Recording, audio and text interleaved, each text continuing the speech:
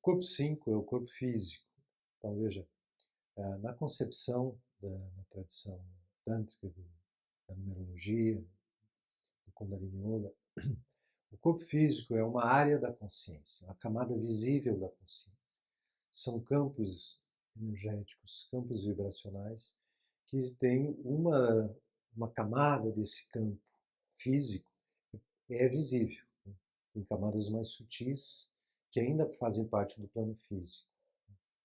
Então, o corpo físico, o corpo 5, né, ele tem implicações, ele é uma área da consciência, então ele tem funções psicológicas e, é claro, obviamente, todas as funções fisiológicas, toda a fisiologia, toda a dinâmica orgânica, né, tudo isso é parte do corpo 5.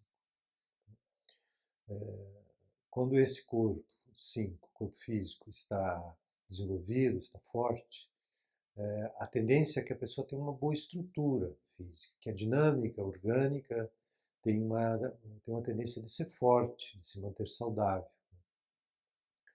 E, ao mesmo tempo, uma faceta do corpo 5, corpo físico, se relaciona com a comunicação, com o quinto chakra.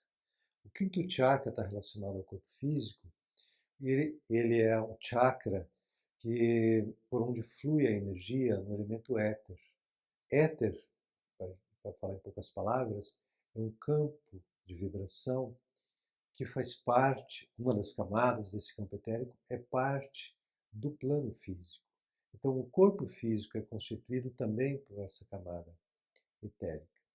E os elementos sólido, líquido, gasoso, ou terra, água, fogo, ar, são diferentes densidades dessa frequência chamada éter ou akasha, como é falado em sânscrito.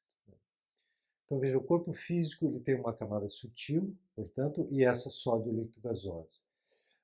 O quinto chakra é o chakra que alimenta energeticamente as funções do corpo 5. Algumas funções do corpo 5 são alimentadas, portanto, pelo quinto chakra.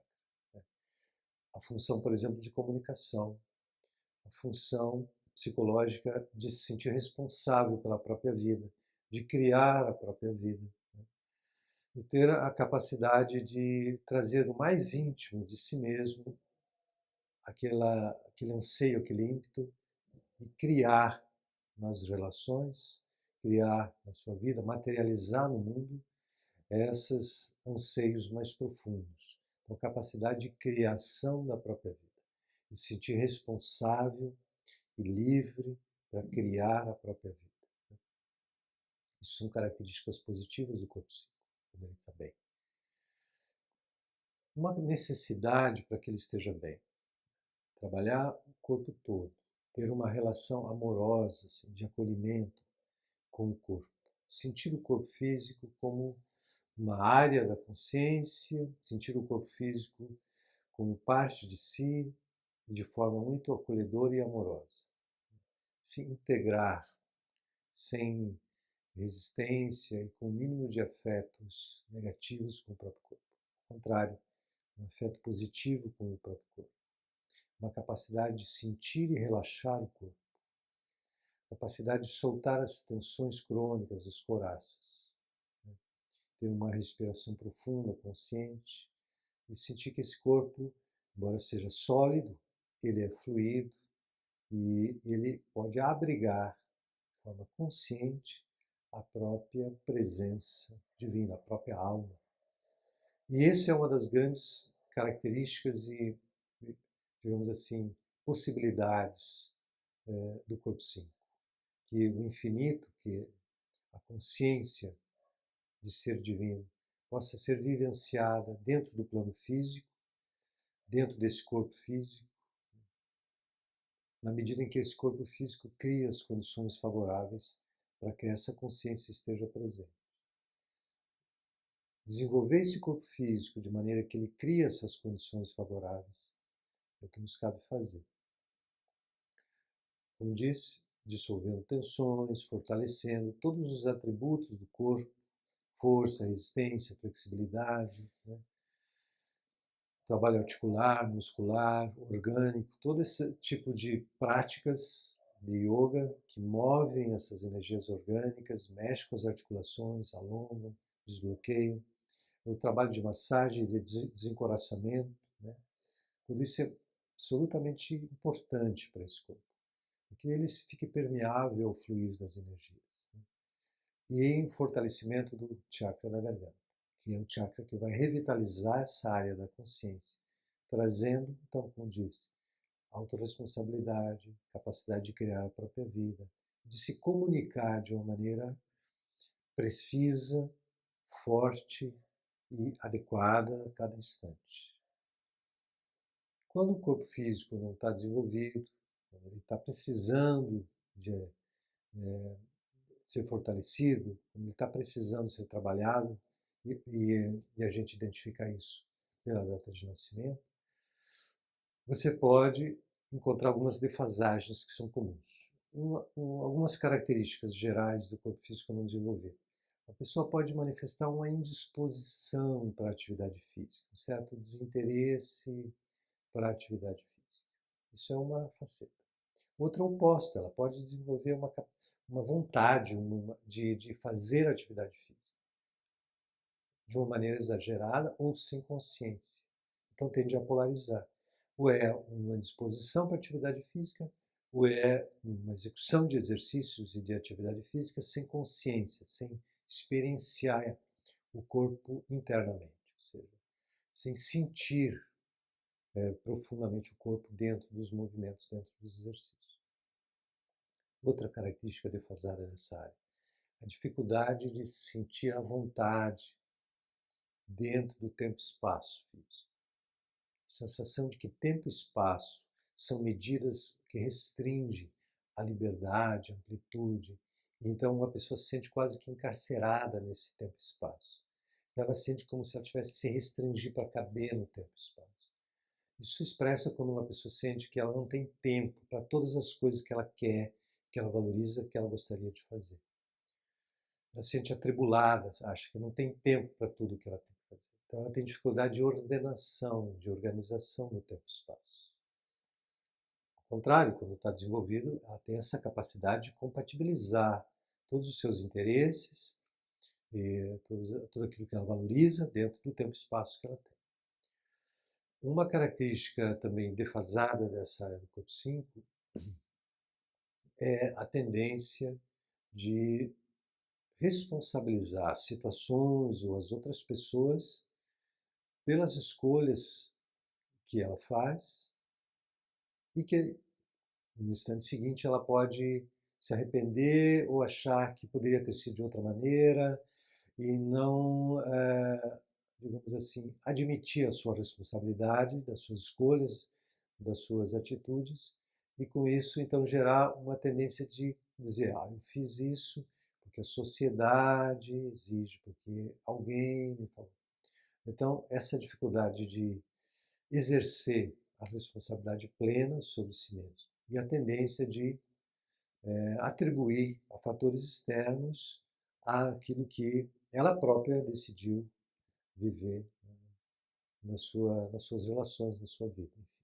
Então, quando essa área está defasada, há uma tendência de responsabilizar situações e, ao mesmo tempo, uma tendência de se sentir um tanto destacada do todo, uma tendência de se sentir no centro dos acontecimentos, das circunstâncias. Isto pode levar a uma noção, né, inversa àquela quando a gente responsabiliza os outros, uma noção de excesso de responsabilidade, uma noção até que leva para a culpa. Então veja bem, é muito comum que haja essas polarizações. Quando uma pessoa responsabiliza situações externas ou outras pessoas por aquilo que ela mesma decide, ela, em essência, está evitando o contato com um certo grau de culpa que ela sente e ela tende a atribuir a outros a responsabilidade. Quando ela não está desenvolvida, ela pode, portanto, atribuir a outros a responsabilidade, entre aspas, a culpa até, ou atribuir excessivamente para si mesmo um excesso de responsabilidade que leva a uma tendência de se culpar. por situações que tem muitos outros fatores envolvidos e que não poderia ser responsabilizado exclusivamente a sua presença para que as coisas tenham acontecido do modo como aconteceram, numa circunstância. Então, o que a gente vai entender assim? Às vezes uma pessoa se sente excessivamente responsável por coisas que acontecem em torno dela, ela tem a impressão que aconteceu porque ela, de algum modo, contribuiu para que aquilo acontecesse, ela fica se perguntando o que eu fiz para isso acontecer, ela fica tentando achar de que modo que ela determinou. Muitas vezes, quando isso está no exagero, ela atribui a ela responsabilidades que não são suas. Tem escolhas de outras pessoas, são circunstâncias que não envolvem diretamente e exclusivamente a decisão dela. Tem muitos outros fatores envolvidos. Quando a pessoa está em defasagem nessa área, ela tende a trazer excessivamente para ela a responsabilidade e aí ela pode gerar uma culpa que não corresponde aos fatores que estavam ativos naquela situação. Então, ela pode se culpar sem necessidade, sem que seja de fato ela a responsável por circunstâncias onde envolve outros. Então veja que tem um dilema aí relacionado à liberdade, à responsabilidade, escorregando para a culpa, né? Tem uma dificuldade de clareza sobre isso. Então algumas vezes ela se abstém da própria responsabilidade, outras vezes ela coloca demais sobre ela. E quando ela se coloca demais sobre ela, ela pode ter a tendência, como forma de defesa, de transferir para outros. Em geral, como princípio, a gente pode admitir que toda vez que a gente culpa alguém, a gente está, na verdade, ocultando a própria culpa. E culpa essa que, na visão do yoga, não se justifica. Né? Na visão do Kundalini Yoga, da numerologia tântrica, a culpa é um tipo de autoinvestigação incompleta, onde uma pessoa parou antes de ter chegado no núcleo mais profundo da motivação e do início do processo que desencadeou uma ação. Então, a culpa é sempre uma investigação incompleta, é uma conclusão precipitada, é uma investigação então que não foi até onde precisa ir. Em relação então ao corpo 5, como é que a gente lidaria com essa complexidade toda?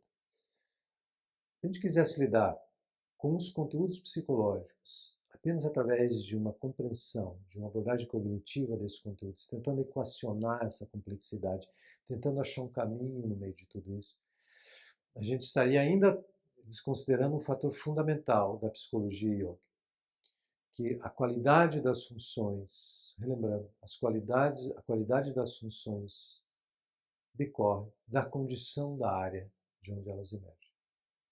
Então, de que maneira a gente pode lidar com essa complexidade toda, né, da defasagem do corpo 5? Né?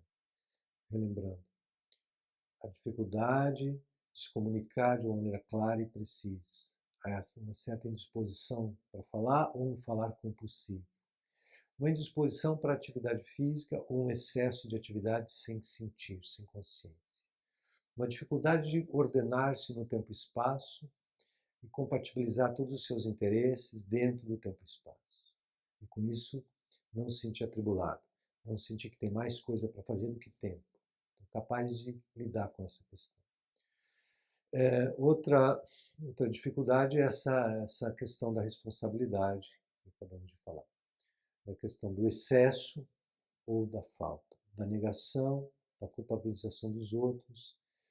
Como se lidaria com tudo isso? De uma maneira muito simples. O trabalho com o corpo físico, o desenvolvimento das energias do corpo físico, né, é que vão manifestar qualidades harmônicas e vão tornar essa área plena, capaz de manifestar todo o potencial psicológico positivo próprio dessa área. Então, quer dizer, não é necessário, lembrando, não é necessário tentar corrigir as coisas que não estão bem apenas através de um esforço mental, intelectual ou até moral. É necessário trabalhar na área em questão, trabalhar, nesse caso, no corpo físico, através de uma relação amorosa com o próprio corpo, um relaxamento profundo, dissolvendo as couraças musculares, uma respiração consciente, capaz de revitalizar as células, de oxigenar os tecidos e tudo mais.